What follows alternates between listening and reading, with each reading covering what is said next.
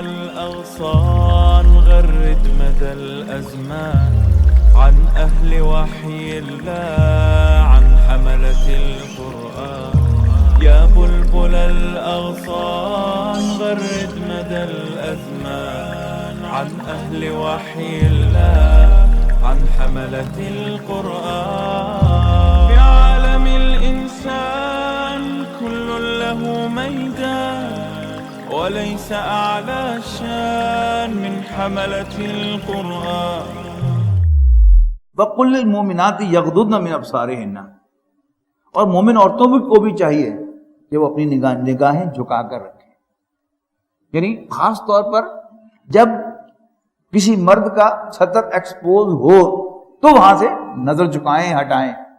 باقی گھر میں چلتے پھرتے ہوئے ظاہر بات ہے کہ وہ بالکل یوں کر کے تو نہیں چل سکتی، یعنی ایک دوسرے کے ساتھ جو ہے اس کا تعلق ہے. نارملی بھی یعنی خام خواہ بلا وجہ جو ہے ادھر ادھر جھانکنا وہ تو مناسب نہیں، لیکن خاص طور پر جب کسی مرد کا سطر ایکسپوز ہو تو پھر وہاں سے نظر ہٹائیں، جھکائیں. وَيَحْفَظْنَ فُرُوجَهُنَّ، اور یہ بھی اپنی شرمگاہوں کی حفاظت کریں. وَلَا يُبْدِينَ زِينَتَهُنَّ، زینت کہتے ہیں آرائش کو، زیبائش کو، لیکن ایگزیکٹ جو اس کا سینس ہے وہ اٹریکشن. وَلَا يُبْدِينَ زِينَتَهُنَّ، اور اپنی اٹریکشن کو ظاہر نہ ہونے دیں، جسم کے وہ حصے کہ جو مردوں کے لیے اٹریکٹیو ہیں. خاص طور پر عورت کا سینہ، یہ اللہ تعالیٰ نے مرد کے لیے بہت بڑا امتحان بنایا. اگر ماں یا بیٹی کا بھی گریبان اس کو کھلا نظر آئے گا تو اس کی نظر یعنی جائے گی اس کی طرف، شعوری طور پر وہاں سے ہٹائے گا، جھکائے گا، تب ہٹے گی، ورنہ جو غیر ارادی طور پر اس کی نظر وہاں پر بھی اٹھے گی. تو لہذا عورتوں کو حکم کیا ہے وَيَحْفَظْنَ فُرُوجَهُنَّ وَلَا يُبْدِينَ زِينَتَهُنَّ إِلَّا مَا ظَهَرَ، اور اپنی زینت کو ظاہر نہ کریں مگر جو ظاہر ہو ہی جائے. اب اللہ تعالیٰ نے عورت کا جسم ایسا بنایا ہے کہ جو اس نے کپڑے پہنے بھی ہوئے ہیں تو بھی بہرحال گھر میں چلتے پھرتے ہوئے ہر وقت انسان نہ برقع پہن کر کوئی عورت پھر سکتی ہے اور نہ بڑی چادر اوڑھ کر وہ سارے گھر کے کام کاج کر سکتی ہے. تو چلتے پھرتے اس کی اٹریکشن جو ہے وہ کہیں نہ کہیں ایکسپوز ہوگی. الا ما ظاہر، مگر جو ظاہری ہو، منہا اس میں سے. وَلْيَضْرِبْنَ بِخُمُرِهِنَّ عَلَى جُيُوبِهِنَّ، اب وہ جو سینہ ہے عورت کا اس کو خاص طور پر ڈھانکنے کا حکم دیا جا رہا ہے. یعنی اب گریبان عورت کا کتنا بھی تنگ ہو لیکن جب وہ جھکے گی گھر کا کام کرتے ہوئے تو پھر اس کا گریبان کھلے گا. الا کہ اس قمیض کے اوپر اس نے ایک دوپٹہ جو ہے اس کو بھی اس کے اوپر جو ہے وہ ڈھانپا ہوا ہو، پھر اس کی جو سینہ ہے وہ ایکسپوز نہیں ہوگا. وَلْيَضْرِبْنَ بِخُمُرِهِنَّ، اور چاہیے کہ وہ اپنے دوپٹے اپنے گریبانوں پر ڈال لیں. وَلَا يُبْدِينَ زِينَتَهُنَّ، اور اپنی زینت کو ظاہر نہ ہونے دیں. إِلَّا لِبُعُولَتِهِنَّ، مگر اپنے شوہروں پر، او آبائہن، یا اپنے باپوں پر. او آبا، یہ کون سی زینت ہے جس کو ظاہر کرنا انوائڈیبل ہے اس کے لیے. او آبائہن، یا اپنے باپوں پر. او آبائی بولتہن، یا اپنے شوہر کے باپوں پر، شوہروں کے باپوں پر. او ابنائہن، یا اپنے بیٹوں پر. او ابنائی بولتہن، یا اپنے شوہروں کے بیٹوں پر. او اخوانہن، یا اپنے بھائیوں پر. او بنی اخوانہن، یا اپنے بھتیجوں پر. او بنی اخواتہن، یا اپنے بھانجوں پر. او نسائہن، یا اپنی عورتوں پر. او ما ملکت ایمانہن، یا اپنے غلاموں پر. او التابعین غیر اولی الاربۃ، یا اپنے ان خادموں پر جو بڑھاپے کی وجہ سے اب عورتوں سے کوئی رغبت نہ رکھتے ہوں.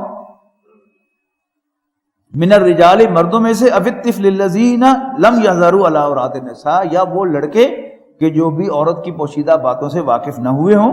ولا یضربن بارجلہن لیعلم ما یخفین من زینتہن، اور مت چلیں اپنے پاؤں اس طرح زمین پر مار کر کہ جس سے ظاہر ہو ان کی زینت جو انہیں چھپا کر رکھنی چاہیے. کیا مطلب؟ یعنی چلتے ہوئے اپنی چال کو ایسا نہ بنائیں کہ ان کی کوئی زیور جو ہے اس کی جھنکار سنائی دے، یا ان کا جسم اس طرح چھلکے کہ وہ مردوں کے لیے ٹیمپٹنگ ہو. وَتُوبُوا إِلَى اللَّهِ جَمِيعًا، سب کے سب اللہ کے حضور توبہ کرو. ایھا المؤمنون، اے مومنو. تو یہ مجھ سے اور آپ سے خطاب ہے. آئیے ہم سب توبہ کریں. ربنا اننا نتوب الیک لعلکم تفلحون، تاکہ تم فلاح پاؤ. وانکحوا الایام منکم، اور نکاح کر دیا کرو ان مردوں اور عورتوں کا جو مجرد ہوں تم میں سے، والصالحین من عبادکم و امائکم، اور اپنے غلاموں اور لونیوں میں سے بھی جو نیک ہیں ان کے نکاح کیا کرو. ان یکونوا فقراء، اگر وہ مفلس ہوں گے، یغنیہم اللہ من فضلہ، تو اللہ تعالیٰ اپنے فضل سے ان کو غنی کر دے گا. واللہ واسع علیم، اللہ تعالیٰ وسعت والا جاننے والا ہے. وَلْيَسْتَعْفِفِ الَّذِينَ لَا يَجِدُونَ نِكَاحًا، اور چاہیے کہ پاک دامن رہیں وہ لوگ جو نہیں قدرت رکھتے نکاح کی. حَتَّى يُغْنِيَهُمُ اللَّهُ مِن فَضْلِهِ، یہاں تک کہ اللہ تعالیٰ انہیں اپنے فضل سے غنی کر دے. وَالَّذِينَ يَبْتَغُونَ الْكِتَابَ، اور وہ لوگ کہ جو مکاتبت کے خواہش مند ہوں. مکاتبت کیا ہے؟ کہ کسی کا کوئی غلام جو ہے وہ ڈیل کرتا ہے اپنے آقا کے ساتھ کہ جی میں اگر آپ کو اتنے پیسے پرووائڈ کر دوں تو پھر آپ مجھے آزاد کر دیں گے. تو انکریج کیا گیا ہے کہ تم ان کے ساتھ یہ ڈیل کرو. بلکہ یہی نہیں، ان علمتم فیہم خیرا، اگر تم ان میں خیر پاتے ہو، اور پھر ان کی خود ہیلپ کرو. وآتوہم من مال اللہ الذی آتاکم، تو اللہ تعالیٰ نے تمہیں جو مال عطا کیا ہے اس میں سے ان کو دو، یعنی زکوٰۃ اپنی ان کو دے دو، اپنے خیرات ان کو دے دو، تاکہ وہ اتنے پیسے تمہیں پرووائڈ کر دیں کہ تم انہیں آزاد کر دو. وَلَا تُكْرِهُوا فَتَيَاتِكُمْ عَلَى الْبِغَاءِ، اور اپنی لونیوں کو بدکاری پر مجبور نہ کرو. ان اردنا تحسناً لتبتغوا عرض الحیات الدنیا، اگر وہ پاک دامن رہنا چاہتی ہیں دنیاوی فائدہ حاصل کرنے کے لیے تم انہیں مجبور نہ کرو بدکاری. وَمَن يُكْرِهُنَّ، اور جو کوئی انہیں مجبور کرے گا، فَإِنَّ اللَّهَ مِن بَعْدِ إِكْرَاهِهِنَّ غَفُورٌ رَحِيمٌ، تو اللہ تعالیٰ تمہاری اس زبردستی کی وجہ سے ان سے درگزر کرے گا، ان پر کوئی گناہ نہیں ہوگا، اللہ تعالیٰ ان سے درگزر فرمائے گا. وَلَقَدْ أَنزَلْنَا إِلَيْكُمْ آيَاتٍ مُبَيِّنَاتٍ، اور یقیناً نازل کی ہیں ہم نے تم پر واضح کرنے والی آیات. وَمَثَلًا مِنَ الَّذِينَ خَلَوْا مِن قَبْلِكُمْ، اور مثالیں ان لوگوں کی جو گزر چکے ہیں تم سے پہلے.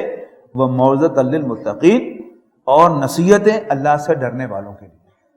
اب آ رہا ہے قرآن مجید کا انتہائی مشکل مقام.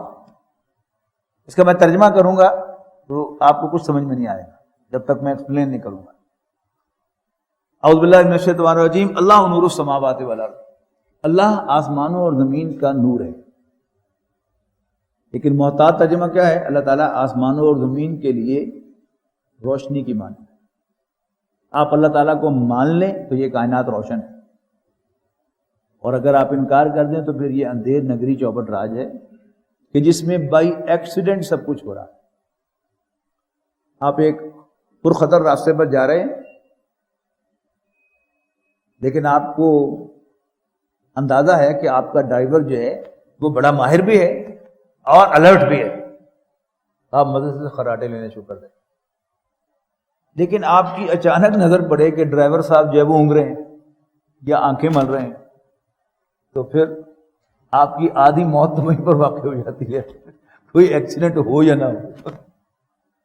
تو جب آپ اللہ تعالیٰ کا انکار کر دیتا ہے کوئی شخص، تو پھر یہ کیا ہے؟ یہ کائنات آپ سے آپ چل رہی ہے، ہچکولے کھا رہی ہے. لیکن اگر آپ اللہ تعالیٰ کو مان لیتے ہیں تو پھر یہ روشن ہو جاتی ہے کہ نہیں، یہ آپ سے آپ نہیں چل رہی. اس کو ایک علیم اور خبیر، ہر چیز کا جاننے والا، ہر چیز سے باخبر چلا رہا ہے.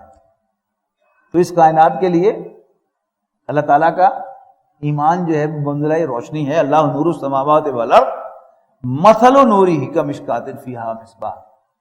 اللہ کے نور کی مثال، یہاں پر مفسرین نے الفاظ معذوف مانے ہیں فی قلب المومن. بندہ مومن کے دل میں اللہ کی نور کی مثال ایسے ہے کہ جیسے کوئی چراغ ہو. المصباح فی زجاجہ، وہ چراغ شیشے میں ہے، یعنی کسی قندیل میں، کسی چمنی میں رکھا ہوا ہے. الزجاجہ تو کانہا کوکب دری، اور وہ شیشہ ایسے ہے جیسے کوئی چمکتا ہوا ستارہ ہو، موتی ہو. یوقد من شجرۃ مبارکۃ، وہ چراغ جلایا جاتا ہے ایک مبارک درخت کے تیل سے. زیتونۃ، زیتون کے مبارک درخت کے تیل سے. لا شرقیۃ ولا غربیہ، جو نہ شرقی ہے نہ غربی ہے. یکاد زیتھا یضیء، قریب ہے کہ اس کا وہ تیل بھڑک اٹھے، لو لم تمسسہ نار، خواہ اس کو نہ بھی چھوئے آگ، نور علی نور، روشنی پر روشنی ہو گئی. یہد اللہ لنورہ من یشاء، اللہ تعالیٰ اپنے نور کی جانب رہنمائی فرماتا ہے جس کی چاہتا ہے. وَيَضْرِبُ اللَّهُ الْأَمْثَالَ لِلنَّاسِ، اور لوگوں کے لیے مثالیں بیان فرماتا ہے. وَاللَّهُ بِكُلِّ شَيْءٍ عَلِيمٌ، اللہ تعالیٰ ہر چیز کا علم رکھنے والا ہے.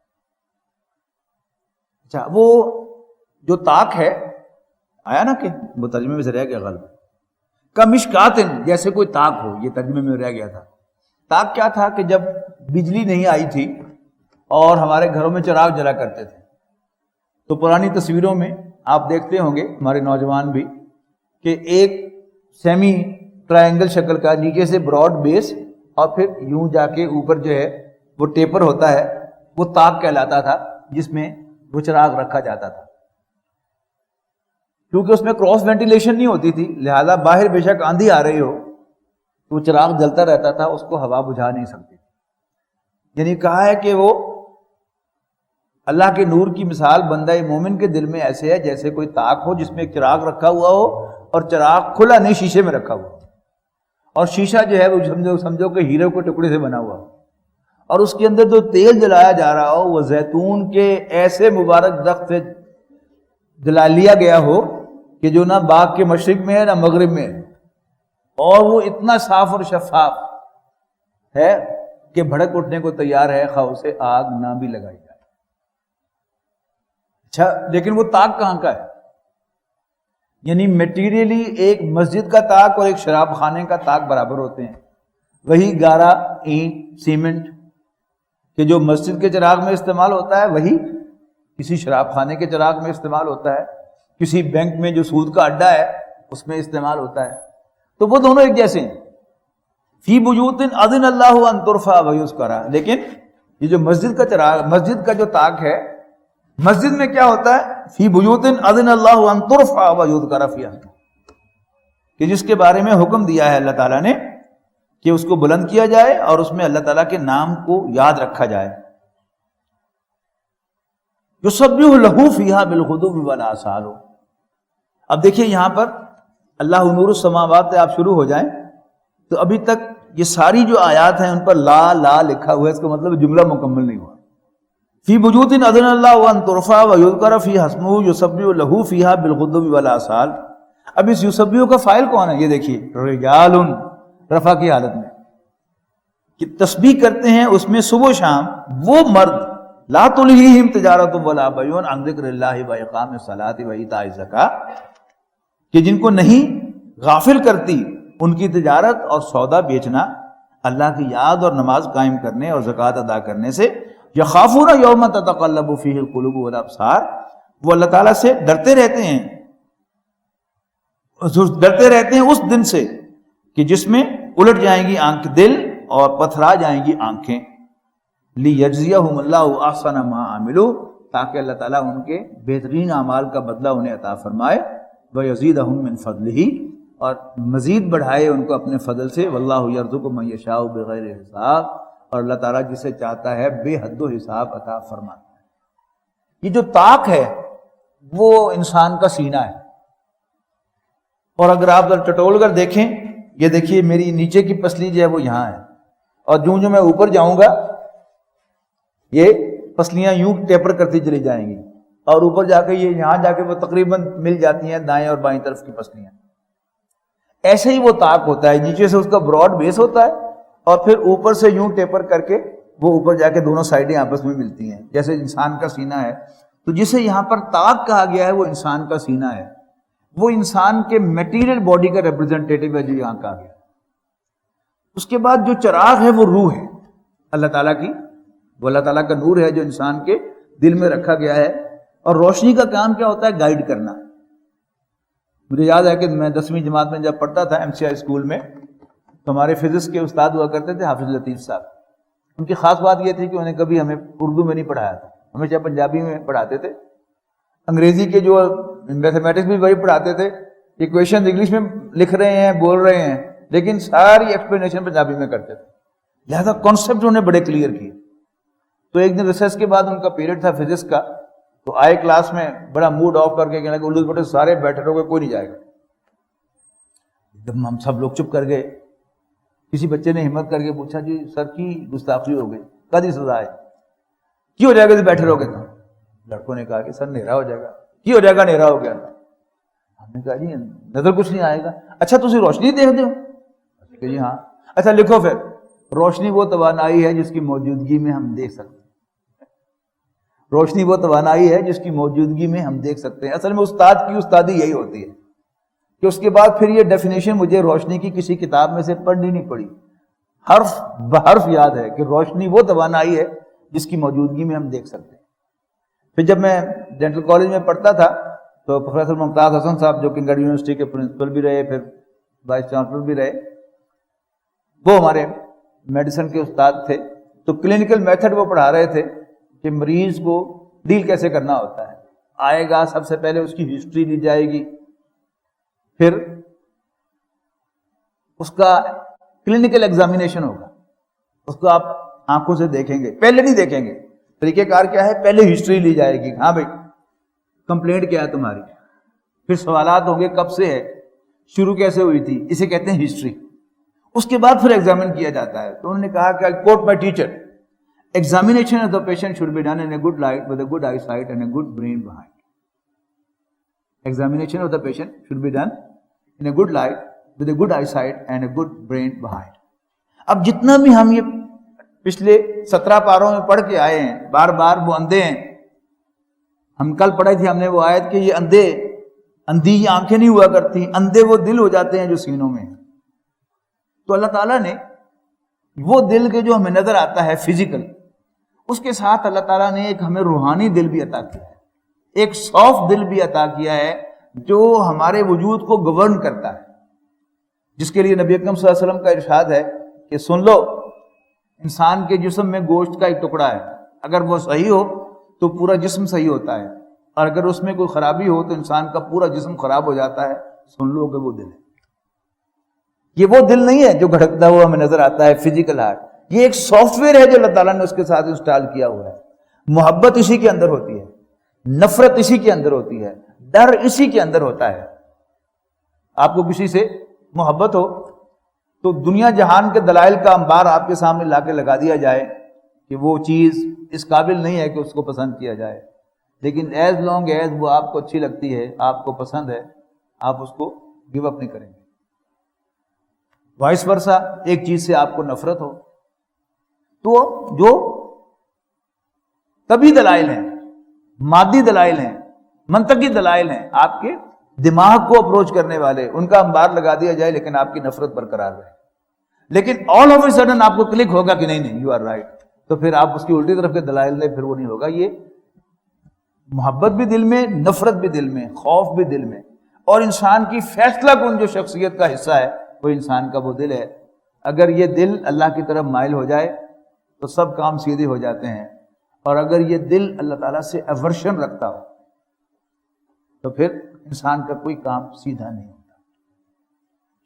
اب یہاں پر اس دل کو تعبیر کیا گیا ہے شیشے سے, جس کے اندر ایک چراغ رکھا ہوا ہے روح کا, جو روشنی دیتا ہے, ڈائریکٹ کرتا ہے ادھر جاؤ ادھر مت جاؤ, ایسا کرو ایسا نہ کرو.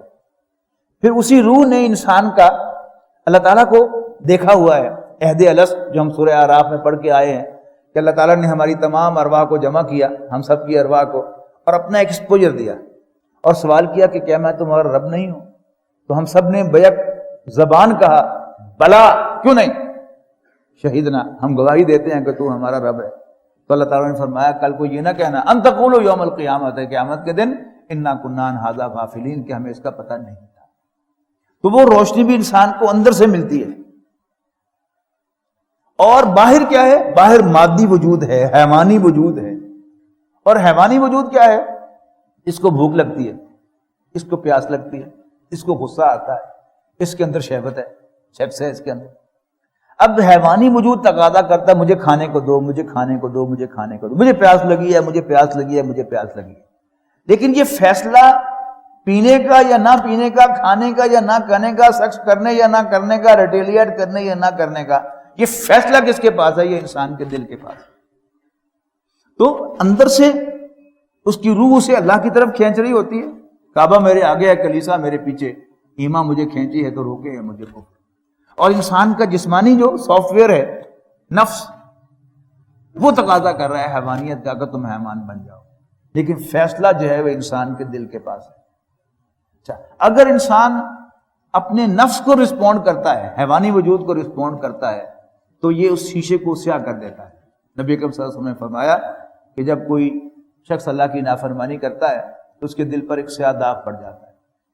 اگر توبہ کر لے تو دھو دیا جاتا ہے، اور اگر اس گناہ پر کنسسٹنٹ رہے تو پھر اس کا دل سیاہ ہو جاتا ہے اور یوں بند ہو جاتا ہے. آپ نے اپنی مٹھی مبارک بند کر کے فرمایا کہ یوں بند ہو جاتا ہے. یہ کیفیت کیا ہے کہ وائے ناکامی متائے کارواں جاتا رہا، کارواں کے دل سے احساس زیاں جاتا رہا.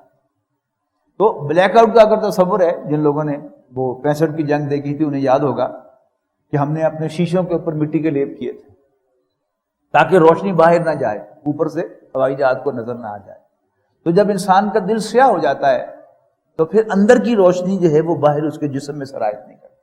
لیکن اگر وہ شیشہ صاف اور شفاف ہوتا ہے، صاف اور شفاف ہوتا ہے، تو وہ روشنی کی کرنیں جو ہیں اس کے شیشے میں سے نکل کر اس کے پورے جسم میں سرایت کرتی ہیں. اس کی آنکھیں بھی وہی دیکھتی ہیں جو اس کی روح اسے تک بتا رہی ہوتی ہے کہ اس کو دیکھو، اس کو نہ دیکھو. ہاتھ وہی کرتے ہیں جو روح سے ڈائریکشن آ رہی ہوتی ہے. پاؤں ادھر ہی جاتے ہیں جدھر روح الاؤ کر رہی ہوتی ہے. تو یہ ہے انسان کا وہ وجود. تو جو روشن قلب ہے، جو وحی کے آنے سے پہلے بھی اپنے اندر کی روشنی پر عمل کرتا ہے، اس کے سامنے جب نبی اور پیغمبر آتا ہے تو اس کے اندر کی جو روشنی ہے اس کی بھی فریکوینسی ڈیوائن ہے. اور اللہ کا پیغمبر جو وحی لے کے آتا ہے وہ بھی ایک روشنی ہے، اس کی فریکوینسی بھی ڈیوائن ہے. تو دونوں فریکوینسیز جو ہیں وہ میچ کرتی ہیں اور پھر ریزوننس پیدا ہوتا ہے. اسے کہا گیا ہے نور علی نور، روشنی پر روشنی ہو جاتی ہے. اور یہ جو آخری مثال اس میں آئے گی وہ سیاہ دل کی ہے کہ جس نے اپنے دل کو سیاہ کر لیا اور اپنے نفس ہی کو رسپونڈ کرتا رہا. نارملی کیا ہوتا ہے انسان کا معاملہ کہ وہ کبھی کبھی برائی کرتا ہے اور کبھی نیکی کرتا ہے، برائی کرتا ہے نیکی کرتا ہے، برائی کرتا ہے تو پھر توبہ کر کے اس کو دھو لیتا ہے، اور پھر نیکی کرتا ہے اور کچھ کوشش کرتا ہے کہ اپنے دل کو صاف کر لو، پھر گر پڑتا ہے، پھر ایسا ہو جاتا ہے. یہ نارمل ہے. لیکن جو دو ایکسٹریم ایگزامپلز ہیں وہ یہاں پر بیان کر دی ہیں. وہ کیا ہے کہ ایک ابوبکر صدیق یا حضرت خدیجہ کا دل ہے بالکل صاف شفاف، لہذا they took no time to recognize رسول اللہ صلی اللہ علیہ وسلم as اللہ کا. وہ نور اللہ نور ہے. اور دوسرا ابو لہب کا دل ہے، ابو لہب کا سینہ ہے، ابو لہب کا دل ہے جو سیاہ ہے، جو سگے بھتیجے کو نہیں پہچان سکا. اس کے لیے مثال آ رہی ہے آگے، پہلے اس کو پڑھ لیں پھر میں ترجمے میں دوبارہ ملاتا ہوں اس کو. یعنی آیت نمبر 40 دیکھیے، او کا ظلمات فی بحر اللجی یغشاہ موج من فوقہ موج من فوقہ سحاب. یہاں ان کی مثال ایسے ہے کہ جیسے تاریکیاں ایک گہرے سمندر کے اندر کہ اس پر موج در موج پانی ہو، من فوقہ سحاب، اوپر بادل بھی چھائے ہوئے ہوں، تو اس سمندر کی تہ میں جتنا اندھیرا ہوگا اس کا تصور کرو، ان کا سینہ بھی اتنا ہی تاریک ہے.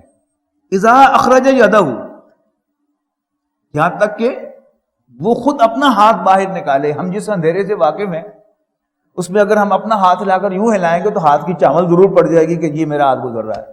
لیکن وہ ایسا اندھیرا ہے کہ کوئی شخص اپنا ہاتھ بھی نکال کر یوں اپنے سامنے لہرائے، لم یقد یراہا، تو قریب ہے کہ اسے بھی دیکھ نہ پائے گا. ومن لم یجعل اللہ لہ نورا، اور جس کے لیے اللہ تعالیٰ ہی نور روشنی نہ رکھے. اللہ تعالیٰ پھر سرو کر لیتا نا، وائے ناکامی متائے کارواں جاتا رہا، کارواں کے دل سے احساس زیاں جاتا رہا.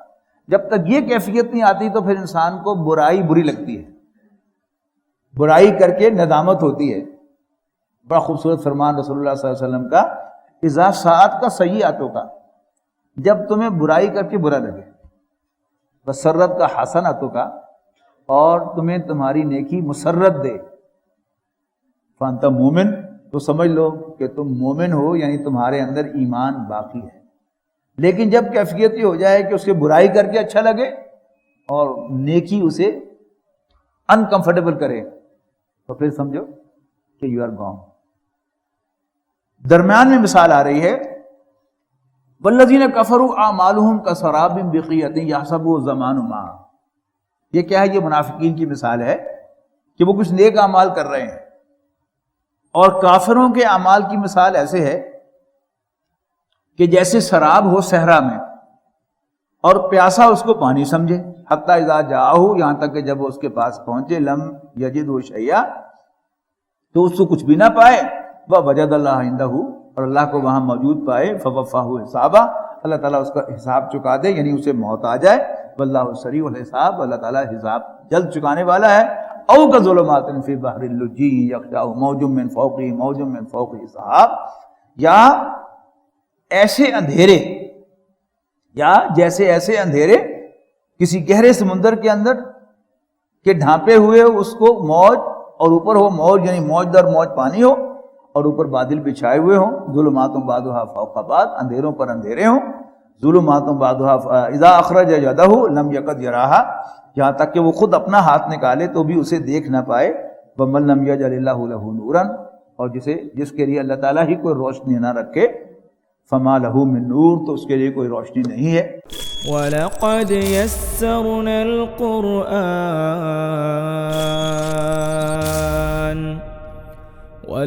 يَسَّرْنَا الْقُرْآنَ لِلذِّكْرِ فَهَلْ مِن مُّدَّكِرٍ.